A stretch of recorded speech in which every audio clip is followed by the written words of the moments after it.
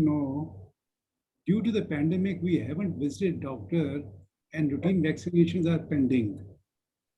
What should we really be doing?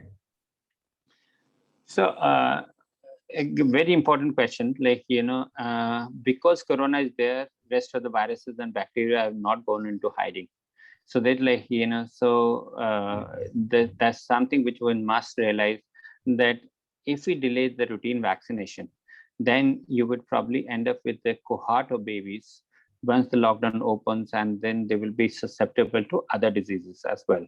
In fact, WHO had reported last year that 117 million children are at risk of having measles compared to across the world because of this pandemic, because they have not gotten vaccinated because of various reasons. Either the parents did not opt for, or the government structure did not, or the government machinery fell apart.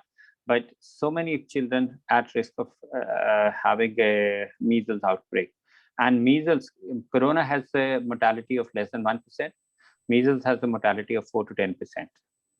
Okay. So, which means that it is 10 times deadlier than this thing. So, I mean, this is a message that I probably want to put across to all the parents. You would probably should vaccinate all your children, because other diseases also are there, and they're going to be not going away.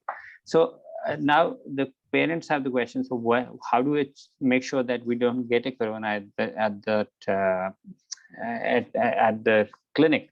Now, most of the doctors would have done is that either they divided the clinics into a morning and evening schedule, where the morning they attend to only the sicker patients, or vice versa, and evening they tend to people with only the vaccine needs. For example, there are other clinics like ours. We started a home vaccination drive where people would consult a doctor on video, and then the prescription get generated, and the nurse would come home, and in the ambulance the child would be given a vaccine, so that the parents do not have to come to the hospital for that reason. Third is that utilize in this disease, you're going to have troughs and the peaks. Now the peak is over right now, so this is the time you want to catch up on your vaccination, again. But and a little bit of sensibility about making sure that Saturdays does tend to be crowded for most people.